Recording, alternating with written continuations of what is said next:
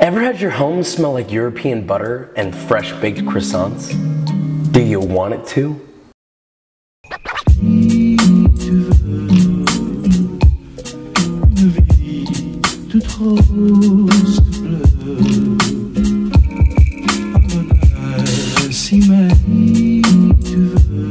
Croissants made from scratch. There's no quick way to a really good croissant. I hate to break it to you, but there just isn't. These take time, 2 to 3 days to be exact. The majority of that time is almost completely inactive. And obviously you can go do whatever you need to do that day while you're waiting for it. No big deal. It's really only maybe 1 hour of actual active work across all those days, and that's not that bad. If you want fresh baked croissants, this is what you gotta do. I'll stop talking, let's make this thing, yeah?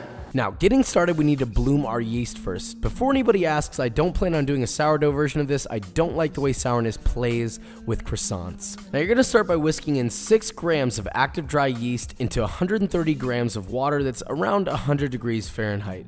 Now, I'm pretty much only gonna use grams for this recipe just because croissants need to be accurate in order to get accurate results. So I recommend getting a kitchen scale. They're really not that expensive, and I'll leave a link below to the kitchen scale that I personally use. Now, once all that's mixed together, you're just gonna let that sit for about 10 minutes or until it starts to get a little foamy on top. To a medium-sized mixing bowl, you're gonna add 250 grams of bread flour, 30 grams of granulated sugar, and 5 grams of fine sea salt.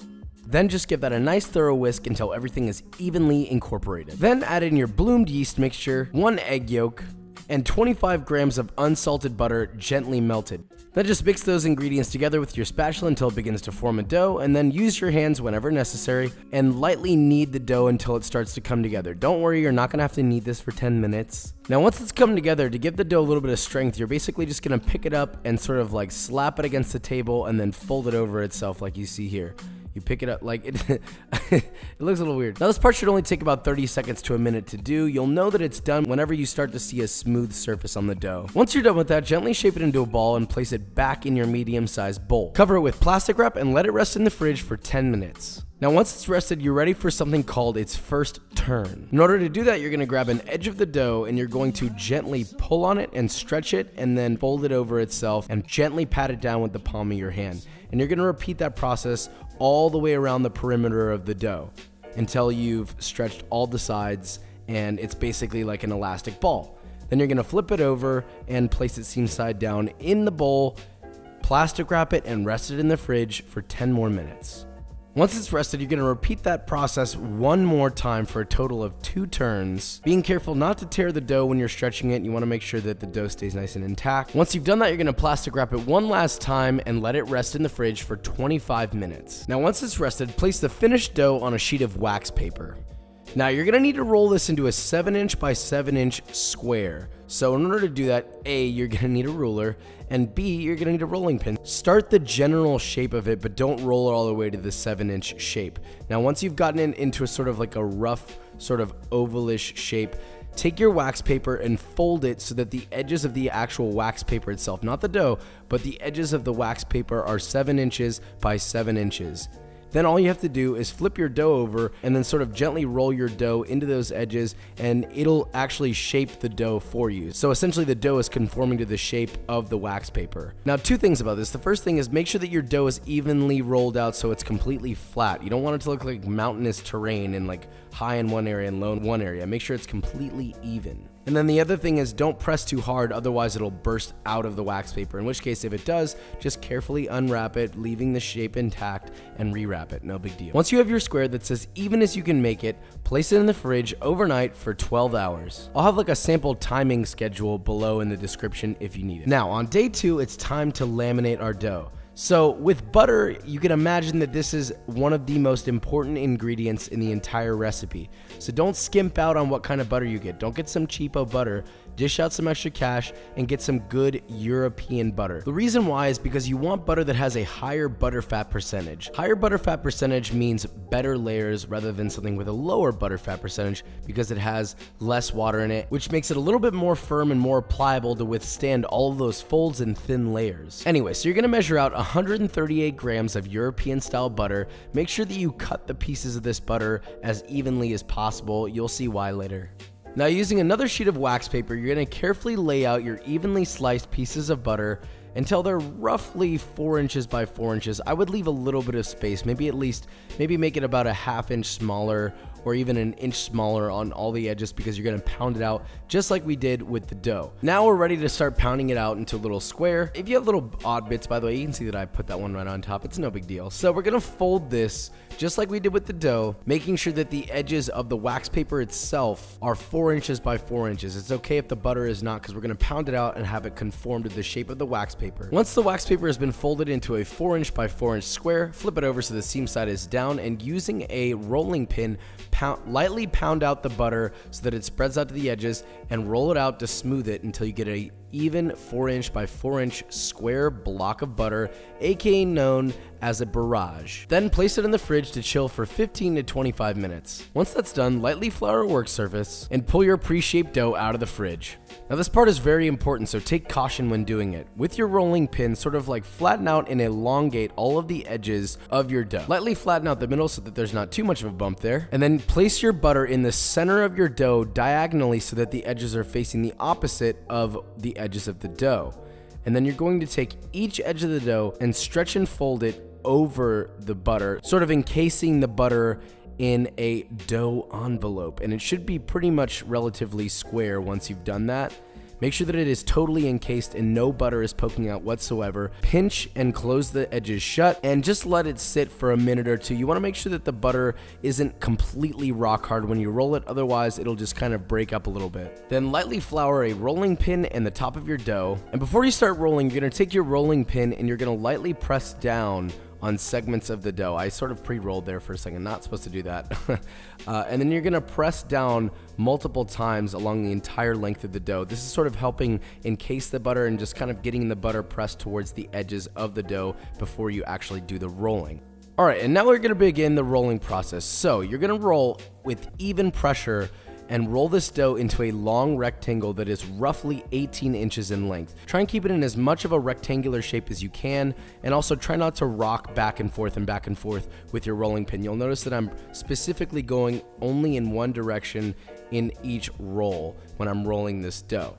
And make sure that you're keeping even pressure the entire way. If you do it unevenly, the butter will be unevenly distributed. So it's really important that you're careful here when you're rolling. Now, once that's done and it's reached roughly 18 inches in length, you're gonna grab the bottom of the dough, the part that's closest to you, and fold it 3/4 of the way up the rectangle, and then take the top half and fold it the rest of the quarter of the way until both ends meet evenly. Lightly pat those down so that they stick, and then fold the longer bit over the shorter bit, making an envelope shape. Using a rolling pin, very lightly tap that down so that all the layers are stuck together. Do not press it, just lightly tap it, and then wrap it in plastic wrap and rest it in the fridge for 1 hour. Once that hour is up, we're ready for our second and final fold. So unwrap your dough, place it on a lightly floured work surface, and this time when we're rolling it, make sure that you're rolling it the long direction of the dough.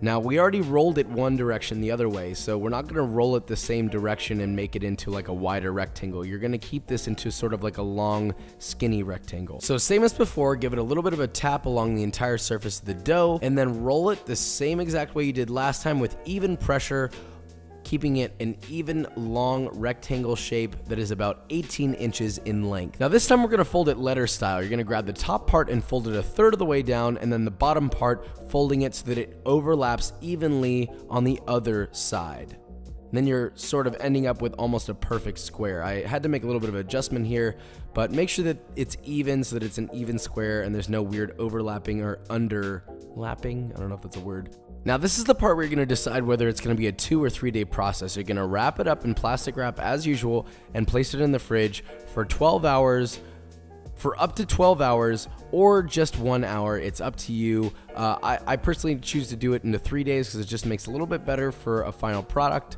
But if you are strapped for time, you can totally just let it rest for an hour in the fridge.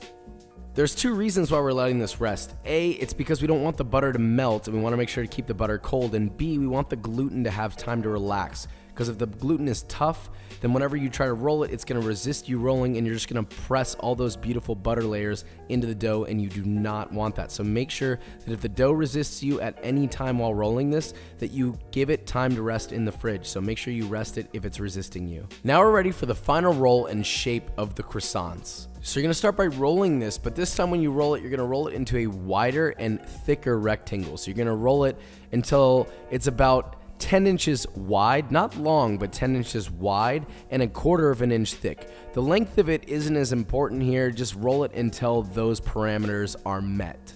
Now this is a good example for me to show you. You can see that the dough's not really rolling very far, and it sort of like slides back to position after I roll it. This is an example of the dough resisting me. So I actually chose to rewrap it after rolling it out a little bit, leaving it in the same shape, not folding it or anything, rewrapping it in plastic wrap and placing it in the fridge to rest for 30 minutes before I continued to roll it, because I didn't want to ruin these beautiful croissants. Now here it's rested for about 30 minutes, and you can see that it rolls with total ease, no problem at all. And that's how much of a difference that a little quick 30-minute rest does when the gluten gets a little too tight on you. Now you're ready to shape the croissants. You can see me looking at my notes on my phone here, because I always need to check my notes whenever I'm following my own freaking recipe. And you're gonna make little marks along the bottom of the dough at 4.5-inch intervals. Then from there, looking at the marks at the bottom, you're basically going to mark the top as well by following in between 2 marks on the bottom of the dough and then making a mark at that middle part on the top portion of the dough. You can see me identifying the middle here and then following it up to the top of the dough and making marks up there.